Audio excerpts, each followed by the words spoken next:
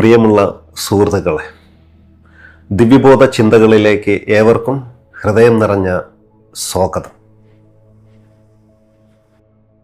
അധികാരത്തിൻ്റെ നിഗൂഢമായ വഴികളിലൂടെ മനുഷ്യ മനസ്സുകളുടെ ആഴങ്ങളിലൂടെയുള്ള ഈ മഹായാത്ര ഇന്ന് രണ്ടാമത്തെ അധ്യായത്തിലേക്ക് പ്രവേശിക്കുകയാണ്.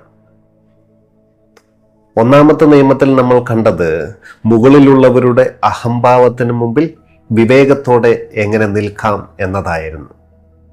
എന്നാൽ ഇന്ന് നമ്മൾ ചർച്ച ചെയ്യാൻ പോകുന്ന രണ്ടാമത്തെ നിയമം ഒന്നാമത്തതിനേക്കാൾ എത്രയോ മടങ്ങ് വന്യവും ആദ്യമായി കേൾക്കുമ്പോൾ നമുക്കുള്ളിൽ വലിയൊരു അസ്വസ്ഥത ഉണ്ടാക്കുന്നതുമാണ്.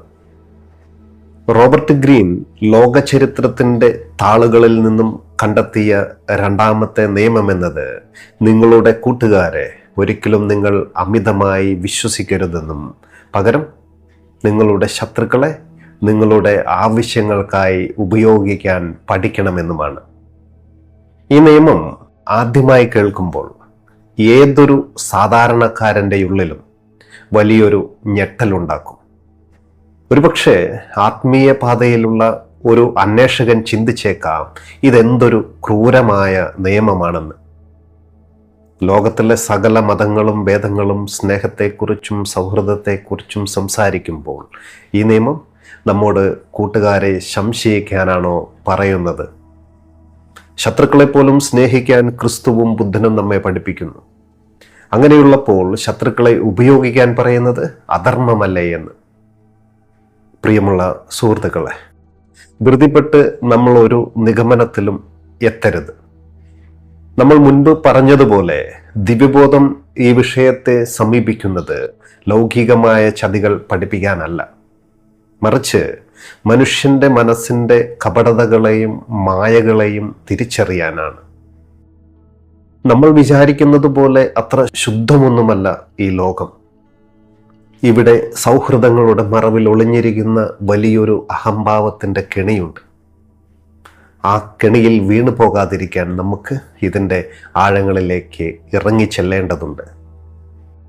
എന്തുകൊണ്ടാണ് റോബർട്ട് ഗ്രീൻ കൂട്ടുകാരെ അമിതമായി വിശ്വസിക്കരുതെന്ന് പറയുന്നത്? നമുക്ക് നമ്മുടെ സാധാരണ ജീവിതത്തിലേക്ക് ഒന്ന് കണ്ണോടിച്ചു നോക്കാം. നമ്മുടെ ജീവിതത്തിൽ നമ്മെ ഏറ്റവും കൂടുതൽ ചതിച്ചിട്ടുള്ളത് അല്ലെങ്കിൽ നമ്മെ ഏറ്റവും കൂടുതൽ വേദനിപ്പിച്ചിട്ടുള്ളത് ആരാണ്? നമ്മുടെ പരസ്യമായ ശത്രുക്കളാണ്. ഒരിക്കലും അത് ആവാൻ വഴിയില്ല. നമ്മുടെ ശത്രുക്കൾക്ക് നമ്മെ എളുപ്പത്തിൽ വേദനിപ്പിക്കാൻ കഴിയില്ല. കാരണം നമ്മളെപ്പോഴും അവർക്ക് മുമ്പിൽ ജാഗ്രതയുള്ളവരാണ്. അവർ നമ്മെ ആക്രമിച്ചേക്കാമെന്ന ബോധം നമുക്കുള്ളതുകൊണ്ട് നമ്മളൊരു കവചം എപ്പോഴും സൂക്ഷിക്കുന്നുണ്ട്. എന്നാൽ നമ്മെ ഏറ്റവും കൂടുതൽ പിന്നിൽ നിന്ന് കുത്തിയിട്ടുള്ളത്, നമ്മുടെ തകർച്ചയ്ക്ക് കാരണമായിട്ടുള്ളത്, നമ്മൾ ജീവന തുല്യം സ്നേഹിച്ച് നമ്മുടെ വീട്ടിലെ കാര്യങ്ങളും ബിസിനസ്സിലെ സകല രഹസ്യങ്ങളും തുറന്നു പറഞ്ഞ നമ്മുടെ സ്വന്തം കൂട്ടുകാരനായിരിക്കും.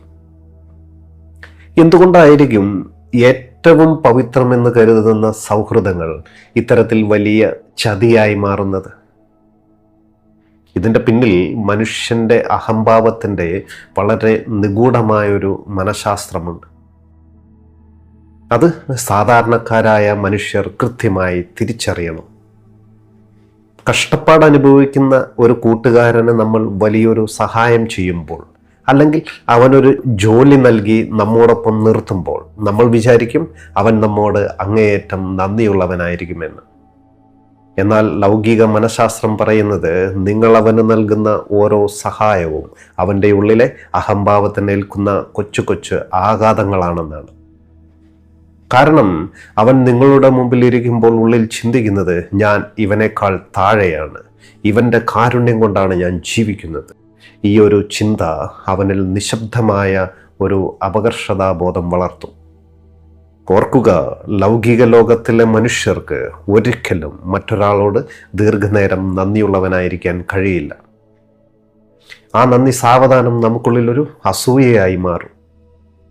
നിങ്ങൾ അവനെ വിശ്വസിച്ച് നിങ്ങളുടെ സകല രഹസ്യങ്ങളും പങ്കുവെക്കുമ്പോൾ അവൻ നമ്മുടെ ദൗർലഭ്യങ്ങൾ പഠിക്കുകയാണ് ചെയ്യുന്നത്. ഒടുവിൽ അവന് നമ്മളെക്കാൾ ഉയരാൻ ഒരു സാഹചര്യം വരുമ്പോൾ സ്വന്തം അഹംഭാവത്തെ തൃപ്തിപ്പെടുത്താൻ അവൻ നമ്മെ പിന്നിൽ നിന്ന് ചതിക്കും. ഇത് സൗഹൃദത്തിൻ്റെ കുറ്റമല്ല, മറിച്ച് മനുഷ്യ മനസ്സിൻ്റെ അപക്വമായ അവസ്ഥയുടെ ലക്ഷണമാണ്. മനുഷ്യ മനസ്സുകളുടെ ഈ കപടതയെക്കുറിച്ച് വിപ്ലവാത്മകമായ ഒരു നിരീക്ഷണം മഹാഗുരു ഓഷോ നടത്തിയിട്ടുണ്ട്. ഓഷോ പറയുന്നത്, നിങ്ങളുടെ കൂട്ടുകാരൻ പരാജയപ്പെടുമ്പോൾ നിങ്ങൾക്ക് ദുഃഖം തോന്നാം, അത് സ്വാഭാവികമാണ്. എന്നാൽ നിങ്ങളുടെ കൂട്ടുകാരൻ നിങ്ങളെക്കാൾ വലിയൊരു വിജയം നേടുമ്പോൾ നമുക്കുള്ളിൽ സത്യത്തിൽ എന്താണ് സംഭവിക്കുന്നത്? അവിടെ ഒരു ചെറിയ അസൂയ ജനിക്കില്ലേ? ഇതാണ് മനുഷ്യ മനസ്സിൻ്റെ നഗ്നമായ സത്യം. ലൗകിക ലോകത്തിലെ സൗഹൃദങ്ങൾ പലപ്പോഴും നിലനിൽക്കുന്നത് ഒരു നിശ്ചിത സമവാക്യത്തിലാണ്. നീ എന്നേക്കാൾ താഴെയായിരിക്കുന്നിടത്തോളം കാലം, അല്ലെങ്കിൽ നീ എൻ്റെ ഒപ്പമായിരിക്കുന്നിടത്തോളം കാലം ഞാൻ നിന്നെ സ്നേഹിക്കും. എന്നാൽ നിങ്ങളുടെ കൂട്ടുകാരൻ നിങ്ങളെക്കാൾ ഉയരത്തിലേക്ക് പറക്കാൻ തുടങ്ങുമ്പോൾ നിങ്ങളുടെ മനസ്സ് ശുദ്ധമല്ലെങ്കിൽ ആ സൗഹൃദം അസൂയയിലേക്ക് വഴിമാറും. ഒരിടത്ത് വലിയൊരു ധനികനുണ്ടായിരുന്നു. അദ്ദേഹത്തിൻ്റെ കുട്ടിക്കാലം മുതലുള്ള ഒരു സുഹൃത്ത് കടുത്ത ദാരിദ്ര്യത്തിലായി പോയപ്പോൾ ധനികൻ വിചാരിച്ചു തൻ്റെ സുഹൃത്തിനെ ഒന്ന് സഹായിക്കണമെന്ന്. അദ്ദേഹം അവനെ തൻ്റെ വലിയ ബിസിനസ്സിൻ്റെ പാർട്ട്ണറാക്കി മാറ്റി. പകുതി ലാഭവും അവന് നൽകി. ധനികൻ അവിടെ വിചാരിച്ചത് സുഹൃത്ത് തന്നെ ദൈവത്തെ പോലെ കാണുമെന്നാണ്. പക്ഷെ സംഭവിച്ചത് വിചിത്രമായ ഒന്നായിരുന്നു. ആ സുഹൃത്ത് സാവധാനം കമ്പനിയിലെ ജീവനക്കാരെ രഹസ്യമായി ധനികനെതിരെ തിരിക്കാൻ തുടങ്ങി. ഒടുവിൽ കള്ളരേഖകൾ ഉണ്ടാക്കിയ ധനികനെ ബിസിനസ്സിൽ നിന്നും പുറത്താക്കാൻ അവൻ തന്ത്രങ്ങൾ മെനഞ്ഞു. ധനികൻ പൂർണ്ണമായി തകർന്നുപോയി. അദ്ദേഹം ആ സുഹൃത്തിനോട് ചോദിച്ചു, ഞാൻ നിന്നെ ദാരിദ്ര്യത്തിൽ നിന്നും രക്ഷിച്ചു, എൻ്റെ പകുതി സമ്പത്ത് ഞാൻ നിനക്ക് തന്നു, എന്നിട്ടും നീ എന്തുകൊണ്ടാണ് എന്നോട് ഇത് ചെയ്തത്? ആ സുഹൃത്ത് തല താഴ്ത്തിക്കൊണ്ട് പറഞ്ഞു, നീ എനിക്ക് തന്ന ഓരോ പണവും എന്നെ ഓർമ്മിപ്പിച്ചത് ഞാനൊരു യാചകനാണെന്നാണ്. നിന്റെ മുന്നിലിരിക്കുമ്പോൾ എനിക്ക് എപ്പോഴും ചെറുതാകേണ്ടി വന്നു. എനിക്ക് നിന്റെ കാരുണ്യം വേണ്ടായിരുന്നു, എനിക്ക് തുല്യതയായിരുന്നു വേണ്ടിയിരുന്നത്. അതിനാണ് ഞാൻ ഇത് ചെയ്തത്. ലൗകിക ലോകത്തിലെ മനുഷ്യരുടെ മനഃശാസ്ത്രം ഇതാണ്. നമ്മൾ വിശ്വസിക്കുന്ന പല സൗഹൃദങ്ങളും ഉള്ളിൻ്റെ ഉള്ളിൽ ഇത്തരം കനലുകൾ ചുമക്കുന്നവരാണ്. നമ്മൾ വിചാരിക്കും നമ്മൾ നന്മ ചെയ്യുമ്പോൾ അവർ സന്തോഷിക്കുമെന്ന്. എന്നാൽ അതവരുടെ ഈഗോയെ മുറിവേൽപ്പിക്കുകയാണെങ്കിൽ അവർ അറിയാതെ തന്നെ നമ്മുടെ ശത്രുവായി മാറും. ഒരു ആത്മീയ അന്വേഷകനെ സംബന്ധിച്ചിടത്തോളം ഈ അറിവ് വളരെ പ്രധാനപ്പെട്ടതാണ്. ഈ ലോകത്തെ വെറുക്കാനല്ല നമ്മൾ ഇത് പഠിക്കുന്നത്, മറിച്ച് മനുഷ്യരുടെ അഹംഭാവത്തെ തിരിച്ചറിഞ്ഞ് വിവേകത്തോടെ ജീവിക്കാനാണ്. ലൗകിക ലോകത്തിലെ മനുഷ്യർ സദാസമയവും തങ്ങളുടെ അഹംഭാവം സംരക്ഷിക്കാനുള്ള നാടകങ്ങളിലാണ് ജീവിക്കുന്നത്. അത് തിരിച്ചറിയാത്ത നിഷ്കളങ്കനായ ഒരു മനുഷ്യൻ എപ്പോഴും വഞ്ചിക്കപ്പെട്ടുകൊണ്ടിരിക്കും. ചരിത്രത്തിൽ സംഭവിച്ചിട്ടുള്ള ഏറ്റവും വലിയ ഒരു ചതിയുടെ കഥയിലേക്കാണ് ഇനി നമ്മൾ ശ്രദ്ധ തിരിക്കുന്നത്. നമുക്ക് 9-ാം നൂറ്റാണ്ടിലെ ബൈസാൻറ്റൈൻ സാമ്രാജ്യത്തിലേക്ക് ഒന്ന് സഞ്ചരിക്കാം. അവിടുത്തെ ഭരണാധികാരിയായിരുന്ന മൈക്കേൽ മൂന്നാമൻ ചക്രവർത്തി, അദ്ദേഹം വളരെ നിഷ്കളങ്കനും ആളുകളെ എളുപ്പത്തിൽ വിശ്വസിക്കുന്നവനും സ്നേഹസമ്പന്നനുമായ ഒരു ഭരണാധികാരിയായിരുന്നു. അദ്ദേഹത്തിന് ബേസിൽ എന്നു പേരുള്ള ഒരു സുഹൃത്തുണ്ടായിരുന്നു. ബേസിൽ ഒരു സാധാരണ കുടുംബത്തിൽ ജനിച്ച കുതിരാലയം സൂക്ഷിക്കുന്ന വെറുമൊരു വേലക്കാരനായിരുന്നു. ഒരിക്കൽ കൊട്ടാരത്തിൽ വെച്ച് നടന്ന ഒരു അപകടത്തിൽ നിന്നും ബേസിൽ ഈ ചക്രവർത്തിയുടെ ജീവൻ അത്ഭുതകരമായി രക്ഷിക്കുകയുണ്ടായി. തൻ്റെ ജീവൻ രക്ഷിച്ച ആ സാധാരണക്കാരനോട് ചക്രവർത്തിക്ക് വലിയ ആദരവും സ്നേഹവും തോന്നി. ചക്രവർത്തി അവനെ തൻ്റെ ജീവനേക്കാൾ കൂടുതൽ വിശ്വസിക്കാൻ തുടങ്ങി. ചക്രവർത്തി ബേസിലിന് വലിയ വലിയ പദവികൾ നൽകി. സാധാരണക്കാരനായ അവനെ കൊട്ടാരത്തിലെ ഏറ്റവും ഉയർന്ന ഉദ്യോഗസ്ഥനാക്കി ചക്രവർത്തി മാറ്റി. നമ്മുടെ ഫൂക്കയെ പോലെ തന്നെ ബേസിലിനും ചക്രവർത്തി സകല സമ്പത്തും അധികാരവും നിർലോഭം നൽകുകയുണ്ടായി. ഒടുവിൽ ചക്രവർത്തി സ്വന്തം സഹോദരിയെ കൊണ്ട് ബേസിലിനെ വിവാഹം കഴിപ്പിക്കുകയും അവനെ തൻ്റെ ഭരണത്തിൻ്റെ പങ്കാളിയാക്കുകയും ചെയ്തു. ചക്രവർത്തി ഇവിടെ ചിന്തിച്ചത് വളരെ ലളിതമായ ലൗകിക യുക്തിയായിരുന്നു. ഞാൻ ബേസിലിനെ ദാരിദ്ര്യത്തിൽ നിന്നും രക്ഷിച്ചു. അവൻ ഇത്രയും വലിയ നിലയും അധികാരവും നൽകി. അതുകൊണ്ട് അവൻ എന്നോട് എന്നും വിശ്വസ്തനായിരിക്കും. എൻ്റെ ജീവിതത്തിൽ എനിക്ക് ഏറ്റവും കൂടുതൽ വിശ്വസിക്കാൻ പറ്റിയ ഒരേ ഒരു മനുഷ്യൻ ഈ കൂട്ടുകാരനാണ്. എന്നാൽ സാവധാനം അധികാരം തലയ്ക്ക് പിടിച്ചപ്പോൾ ബേസിലിനുള്ളിലെ അഹംഭാവം വന്യമായി ഉയർന്നു. അവന് ചക്രവർത്തിയേക്കാൾ വലിയവനാകണമെന്ന മോഹം ജനിച്ചു. തനിക്ക് സകലതും തന്ന ചക്രവർത്തിയുടെ സാന്നിധ്യം അവൻ്റെ ഉള്ളിലൊരു ഭാരമായി തോന്നാൻ തുടങ്ങി. ചക്രവർത്തി തന്നെ വിശ്വസിച്ചേൽപ്പിച്ച സൈന്യത്തെയും കൊട്ടാരത്തിലെ മറ്റു ഉദ്യോഗസ്ഥരെയും ബേസിൽ രഹസ്യമായി തൻ്റെ വശത്താക്കി വെച്ചു. ഒടുവിൽ ഒരു രാത്രിയിൽ കൊട്ടാരത്തിൽ നടന്ന വലിയൊരു വിരുന്നിനു ശേഷം ചക്രവർത്തി മദ്യലഹരിയിൽ തൻ്റെ കിടപ്പറയിലേക്ക് ഉറങ്ങാൻ പോയ സമയം നോക്കി തൻ്റെ കൂട്ടുകാരനായ ചക്രവർത്തിയുടെ കിടപ്പറയുടെ വാതിൽ തുറന്ന് ആയുധധാരികളായ ഭടന്മാരുമായി ബേസിൽ അകത്ത് കടന്നു. ചക്രവർത്തി പെട്ടെന്ന് ഞെട്ടി ഉണർന്നു. തൻ്റെ ജീവനായ കൂട്ടുകാരൻ്റെ കൈകളിൽ തിളങ്ങുന്ന വാള് കണ്ട് അദ്ദേഹം തകർന്നുപോയി. ചക്രവർത്തി ബേസിലിൻ്റെ മുഖത്തേക്ക് നോക്കി ചോദിച്ചു, ബേസിൽ, നീ എന്തിനാണ് ഇതെന്നോട് ചെയ്യുന്നത്? ഞാൻ നിനക്ക് സകലതും തന്നില്ലേ? എന്നാൽ ബേസിലിൻ്റെ കണ്ണുകളിൽ കാരുണ്യമോ നന്ദിയോ ഉണ്ടായിരുന്നില്ല. അവൻ ചക്രവർത്തിയെ അവിടെ വെച്ച് ക്രൂരമായി കൊലപ്പെടുത്തിക്കൊണ്ട് ബൈസാൻഡൻ സാമ്രാജ്യത്തിൻ്റെ പുതിയ ചക്രവർത്തിയായി സ്വയം പ്രഖ്യാപിച്ചു. പ്രിയമുള്ളവരെ, ഇവിടെ ചക്രവർത്തി ചെയ്ത തെറ്റെന്തായിരുന്നു? അദ്ദേഹം സ്നേഹിക്കുകയും വിശ്വസിക്കുകയും ചെയ്തു. എന്നാൽ ലൗകിക ലോകത്തിൻ്റെ വലിയൊരു അദൃശ്യ നിയമം അദ്ദേഹം അവിടെ പാലിച്ചില്ല. അദ്ദേഹം തൻ്റെ കൂട്ടുകാരനെ അമിതമായി വിശ്വസിച്ചു. അവൻ്റെ ഉള്ളിൽ അഹംഭാവത്തിൻ്റെ വളർച്ചയെയും അധികാരമോഹത്തെയും തിരിച്ചറിയാൻ അദ്ദേഹത്തിന് കഴിഞ്ഞില്ല. ഈ നിയമത്തിൻ്റെ രണ്ടാം ഭാഗം വളരെ വിചിത്രവും ചിന്തോദ്ദീപകവുമായ ഒന്നാണ്. ശത്രുക്കളെ എങ്ങനെ നമ്മൾ ഉപയോഗിക്കണമെന്ന് പഠിക്കുക എന്ന്. റോബർട്ട് ഗ്രീൻ അദ്ദേഹത്തിൻ്റെ ബുക്കിൽ പറയുന്നത്, നിങ്ങൾക്ക് കൂടുതൽ പ്രയോജനം ചെയ്യാൻ കൂട്ടുകാരേക്കാൾ ശത്രുക്കൾക്കാണ് കഴിയുക എന്നാണ്. കേൾക്കുമ്പോൾ ഇത് അസാധ്യമായി തോന്നാം. എന്നാൽ ഇതിന് പിന്നിൽ വലിയൊരു മനഃശാസ്ത്രപരമായ സത്യമുണ്ട്.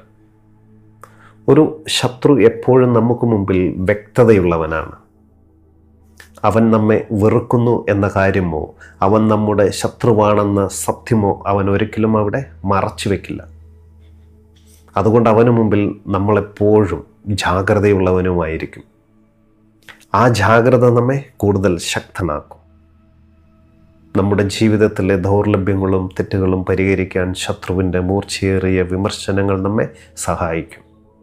എന്നാൽ ഇതിനേക്കാൾ വലിയൊരു ലൗകിക തന്ത്രമുണ്ട്. ഭൗതിക ലോകത്ത് നമ്മളൊരു ശത്രുവിനോട് വിവേകത്തോടെ ക്ഷമിക്കുകയും അവനെ നമ്മുടെ കൂടെ നിർത്താൻ ഒരു അവസരം നൽകുകയും ചെയ്താൽ അവൻ നമ്മുടെ ഏറ്റവും വിശ്വസ്തനായ ഒരാളായി മാറും. അത് എന്തുകൊണ്ടെന്നാൽ താൻ മുൻപൊരു ശത്രുവായിരുന്നു എന്ന സത്യം അവനറിയാം. അതുകൊണ്ട് നമുക്കുള്ളിലെ സംശയം മാറ്റുവാനും തൻ്റെ പുതിയ വിശ്വസ്തത നമ്മെ ബോധ്യപ്പെടുത്തുവാനും അവൻ നമ്മുടെ സാധാരണ കൂട്ടുകാരനേക്കാൾ 100 മടങ്ങ് ആത്മാർത്ഥതയോടെ അധ്വാനിക്കും. കൂട്ടുകാരൻ ഉപകാരങ്ങൾ സ്വീകരിച്ച് അലസനാകുമ്പോൾ നമ്മുടെ ശത്രു തൻ്റെ യോഗ്യത തെളിയിക്കാൻ നമ്മെ പൂർണ്ണമായി സംരക്ഷിക്കാൻ ശ്രമിക്കും. പ്രശസ്തമായ ചൈനീസ് പഴഞ്ചൊല്ല് പോലെ നമ്മുടെ ശത്രുക്കളെ ഇല്ലാതാക്കാനുള്ള ഏറ്റവും നല്ല വഴി അവരെ നമ്മുടെ മിത്രങ്ങളാക്കി മാറ്റുക എന്നതാണ്. ഇവിടെ നമ്മൾ ആയുധം കൊണ്ട് അവരെ കൊല്ലുകയല്ല ചെയ്യുന്നത്, മറിച്ച് അവർക്കുള്ളിലെ ശത്രുതയെ ഇല്ലാതാക്കി അവരെ നമ്മുടെ വലിയൊരു പ്രതിരോധ കവചമാക്കി മാറ്റുകയാണ് ചെയ്യുന്നത്. ഒരു ആത്മീയ സാധകനെ സംബന്ധിച്ചിടത്തോളം ഈ അറിവൊരു 3-ാം കണ്ണാണ്. നമ്മൾ ബാഹ്യലോകത്ത് ജീവിക്കുമ്പോൾ എപ്പോഴും ഒരു സാക്ഷിയെപ്പോലെ മാറി നിന്ന് മനുഷ്യരെ നിരീക്ഷിക്കണം. നമുക്ക് ചുറ്റുമുള്ള മനുഷ്യർ സ്നേഹം പ്രകടിപ്പിക്കുമ്പോൾ അതിന് പിന്നിൽ എന്തെങ്കിലും സ്വാർത്ഥതയുണ്ടോ എന്ന് തിരിച്ചറിയാൻ നമുക്കുള്ളിൽ ബോധമുണ്ടാകണം. കൂട്ടുകാരൻ എപ്പോഴും നമ്മുടെ തെറ്റുകളെപ്പോലും പുകഴ്ത്തിയേക്കാം, കാരണം അവൻ ആ സൗഹൃദം തകരാൻ താല്പര്യമില്ല. എന്നാൽ നമ്മുടെ ശത്രു നമ്മുടെ തെറ്റുകളെ നിർദ്ദയം വിളിച്ചു പറയും. ആത്മീയ പാതയിലുള്ള ഒരു വ്യക്തിയെ സംബന്ധിച്ച് ശത്രുവിൻ്റെ വിമർശനങ്ങൾ സ്വന്തം അഹംഭാവത്തെ തകർക്കാനുള്ള വലിയൊരു ഔഷധമാണ്. നമ്മെ എപ്പോഴും പുകഴ്ത്തി അലസനാകുന്ന കൂട്ടുകാരേക്കാൾ നമ്മളെ വിമർശിക്കുന്ന ശത്രുവാണ് നമ്മുടെ വ്യക്തിപരമായ വളർച്ചയ്ക്ക് പലപ്പോഴും സഹായിക്കുക. കാരണം അവൻ നമ്മുടെ അഹംഭാവത്തിന് താൽക്കാലിക സുഖം നൽകുന്നില്ല, പകരം നമ്മെ കൂടുതൽ ഉണർവുള്ളവനാക്കുകയാണ് ചെയ്യുന്നത്. ശത്രുവിനെ കണ്ട് ഭയപ്പെടുകയല്ല, മറിച്ച് അവനെ നമ്മുടെ ജീവിതത്തെ കൂടുതൽ കൃത്യതയുള്ളതാക്കുവാനുള്ള ഒരു ഇന്ധനമാക്കുകയാണ് വേണ്ടത്. സൗഹൃദത്തിൻ്റെ മറവിൽ ഒളിഞ്ഞിരിക്കുന്ന മനുഷ്യ മനസ്സിൻ്റെ അപകർഷതാബോധത്തെക്കുറിച്ചും ബൈസാൻറ്റൈൻ ചക്രവർത്തി മൈക്കേൽ മൂന്നാമന് തൻ്റെ ഉറ്റ സുഹൃത്തിൽ നിന്ന് ഏൽക്കേണ്ടി വന്ന ക്രൂരമായ ചതിയെക്കുറിച്ചും നമ്മൾ മനസ്സിലാക്കി. ഇത്രയും കൈപ്പേറിയ ലൗകിക സത്യങ്ങൾ കേൾക്കുമ്പോൾ സാധാരണക്കാരായ മനുഷ്യരുടെയോ അല്ലെങ്കിൽ ആത്മീയ പാതയിലുള്ള ഒരു സാധകൻ്റെയോ ഉള്ളിൽ സ്വാഭാവികമായും ഒരു വലിയ ചോദ്യമുയർന്നേക്കാം. അങ്ങനെയെങ്കിൽ നമ്മൾ ഈ ലോകത്ത് ആരെയും വിശ്വസിക്കാതെ, ആരുമായും സൗഹൃദം പുലർത്താതെ, എല്ലാവരെയും സംശയത്തോടെ നോക്കി കടുത്ത മാനസിക സമ്മർദ്ദത്തിൽ ഒറ്റപ്പെട്ട് ജീവിക്കണമെന്നാണോ ഈ നിയമം നമ്മോട് പറയുന്നതെന്ന്? ഇതിനുള്ള ഉത്തരം ഒരിക്കലുമല്ല എന്നാണ്. ഇവിടെയാണ് നമ്മൾ ലൗകിക തന്ത്രങ്ങളെ മറികടന്ന് ആത്മീയ പ്രതിരോധമെന്ന ഉന്നതമായ അവസ്ഥയിലേക്ക് ഉയരേണ്ടത്. പൗരസ്ത്യ തത്വചിന്തകളിൽ ഇതിനെ താമരയിലയിലെ വെള്ളം പോലെ ജീവിക്കുകയെന്ന് പറയും. നമുക്കറിയാം, താമര വളരുന്നത് ചെളിയിലാണ്, അത് ജീവിക്കുന്നത് വെള്ളത്തിലുമാണ്. എന്നാൽ ഒരു തുള്ളി വെള്ളമോ ചെളിയോ താമരയിലയിൽ ഒട്ടുപിടിക്കില്ല, അതെപ്പോഴും ശുദ്ധമായി തന്നെ നിലനിൽക്കും. ലൗകിക ലോകത്ത് ജീവിക്കുമ്പോൾ നമ്മൾ എല്ലാവരുമായും സൗഹൃദം പുലർത്തണം, എല്ലാവരെയും സ്നേഹിക്കണം, എല്ലാവർക്കും നന്മ ചെയ്യണം. എന്നാൽ നമ്മുടെ മനസ്സിൻ്റെ പരമാധികാരം ആർക്കും പണയം വെക്കരുത്. ആരെയും നമ്മൾ മാനസികമായി അമിതമായി ആശ്രയിക്കരുത്. ഇതിനെയാണ് ആത്മീയതയിൽ അനാസക്തി അഥവാ നോൺ അറ്റാച്ച്മെൻറ്റ് എന്ന് വിളിക്കുന്നത്. നമ്മുടെ സന്തോഷമോ സമാധാനമോ മറ്റൊരു വ്യക്തിയുടെ കൈകളിലേക്ക് ഏൽപ്പിച്ചു കൊടുക്കുമ്പോഴാണ് നമ്മൾ യഥാർത്ഥത്തിൽ ചതിക്കപ്പെടാൻ തുടങ്ങുന്നത്. ഭഗവത്ഗീതയിൽ ശ്രീകൃഷ്ണൻ അർജുനനോട് പറയുന്ന വളരെ മനോഹരമായ ഒരു വചനമുണ്ട്. നിനക്ക് നിന്നേക്കാൾ വലിയൊരു സുഹൃത്തോ നിന്നേക്കാൾ വലിയൊരു ശത്രുവോ ഈ ലോകത്തിലില്ല എന്ന്. നമ്മുടെ മനസ്സ് ബോധമുള്ളതാണെങ്കിൽ അത് നമ്മുടെ ഏറ്റവും വലിയ സുഹൃത്താണ്. നമ്മുടെ മനസ്സ് അജ്ഞാനത്തിലാണെങ്കിൽ അത് നമ്മുടെ ഏറ്റവും വലിയ ശത്രുവാണ്. അതുകൊണ്ട് ബാഹ്യലോകത്തിലെ താൽക്കാലിക സൗഹൃദങ്ങളെക്കാൾ നമുക്കുള്ളിലെ ശുദ്ധമായ ബോധവുമായി സൗഹൃദത്തിലാകാൻ ശ്രമിക്കണം നമ്മൾ. റോബർട്ട് ഗ്രീൻ പറയുന്ന രണ്ടാമത്തെ നിയമം നമ്മുടെ നിത്യജീവിതത്തിൽ എങ്ങനെ വിവേകത്തോടെ പ്രായോഗികമാക്കാമെന്ന് നമുക്ക് നോക്കാം. ഇതിനെ പ്രധാനമായും 3 മേഖലകളായി തിരിച്ച് നമുക്ക് നമ്മുടെ ജീവിതത്തിലേക്ക് കൊണ്ടുവരാം. ഒന്നാമതായി ബിസിനസ്സിലും ജോലി സ്ഥലത്തുമാണ്. നമ്മളൊരു പ്രസ്ഥാനം നടത്തുന്ന വ്യക്തിയോ ഒരു സ്ഥാപനത്തിലെ മാനേജറോ ആണെങ്കിൽ നമ്മുടെ ഏറ്റവും അടുത്ത സുഹൃത്തിനെ വിശ്വസിച്ചു മാത്രം പദവികൾ ഒരിക്കലും ഏൽപ്പിക്കരുത്. കാരണം അവിടെ ബിസിനസ്സും സൗഹൃദവും കലർന്ന് രണ്ടും തകരാൻ സാധ്യതയുണ്ട്. പകരം കഴിവുള്ള എന്നാൽ നമ്മോട് മുൻപ് വിയോജിപ്പ് പ്രകടിപ്പിച്ചിട്ടുള്ള ഒരു വ്യക്തിക്ക്, അതായത് നമ്മുടെ ഒരു ശത്രുവിന് അല്ലെങ്കിൽ ഒരു വിമർശകന് ഒരു അവസരം നൽകി നോക്കണം നമ്മൾ. അവൻ തൻ്റെ യോഗ്യതയും വിശ്വസ്തതയും നമുക്ക് മുമ്പിൽ തെളിയിക്കാൻ കൂടുതൽ കൃത്യതയോടെയും ആത്മാർത്ഥതയോടെയും ജോലി ചെയ്യും. തൊഴിലിടങ്ങളിൽ അന്ധമായ വികാരങ്ങൾക്കല്ല, കഴിവിനും വിവേകത്തിനുമാണ് പ്രാധാന്യം നൽകേണ്ടത്.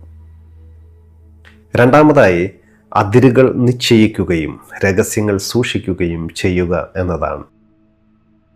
നമ്മുടെ ഏറ്റവും അടുത്ത കൂട്ടുകാരനോട് സംസാരിക്കുമ്പോൾ പോലും നമ്മുടെ സകല ദൗർലഭ്യങ്ങളും രഹസ്യങ്ങളും പൂർണ്ണമായി തുറന്ന് പറയാതിരിക്കണം. ഒരു ആത്മീയ സാധകൻ എപ്പോഴും തനിക്കുള്ളിൽ ഒരു രഹസ്യ അറ സൂക്ഷിക്കണം. സൗഹൃദങ്ങളിൽ എപ്പോഴും ആരോഗ്യകരമായ ഒരു പരിധിയും സൂക്ഷിക്കണം. ഇന്ന് നമ്മുടെ സകല രഹസ്യങ്ങളും കേൾക്കുന്ന കൂട്ടുകാരൻ നാളെ സാഹചര്യങ്ങൾ കൊണ്ട് നമ്മുടെ ശത്രുവായാൽ ആ രഹസ്യങ്ങൾ നമുക്കെതിരെയുള്ള ഏറ്റവും വലിയ ആയുധങ്ങളായി മാറുമെന്ന ലൗകിക ബോധം എപ്പോഴും നമ്മുടെ ബുദ്ധിക്കുണ്ടായിരിക്കണം. മൂന്നാമതായി, ശത്രുക്കളെ കണ്ട് ഭയപ്പെടാതിരിക്കണം. ജീവിതത്തിൽ ആരെങ്കിലും നമ്മെ എതിർക്കുകയോ ശത്രുവായി മാറുകയോ ചെയ്താൽ ഒട്ടും സങ്കടപ്പെടരുത്. അവരെ നമ്മുടെ വളർച്ചയ്ക്കുള്ള ഇന്ധനമാക്കി മാറ്റണം. അവരുടെ വിമർശനങ്ങളെ ഒരു സാക്ഷിയായി നിന്ന് നിരീക്ഷിക്കണം. അതിലെന്തെങ്കിലും സത്യമുണ്ടെങ്കിൽ അത് നമ്മുടെ തെറ്റുകൾ തിരുത്തുവാനുള്ള അവസരമാക്കി മാറ്റണം.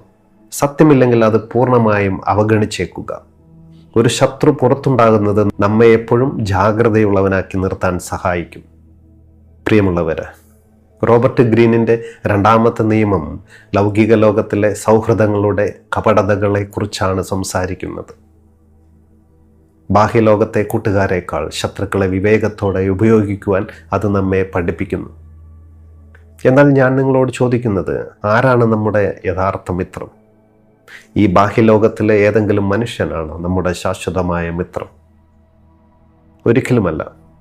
നമുക്കുള്ളിലിരിക്കുന്ന ആത്മചൈതന്യമാണ്, നമ്മുടെ ബോധമാണ് നമ്മുടെ യഥാർത്ഥ മിത്രം. ബാഹ്യലോകത്തിലെ മനുഷ്യരെല്ലാം സാഹചര്യങ്ങൾക്ക് അനുസരിച്ച് മാറുന്നവരാണ്. ഇന്ന് സ്നേഹിക്കുന്നവൻ നാളെ വെറുക്കും, ഇന്ന് വെറുക്കുന്നവൻ നാളെ സ്നേഹിക്കും. ഇതൊരു താൽക്കാലിക നാടകം മാത്രമാണ്.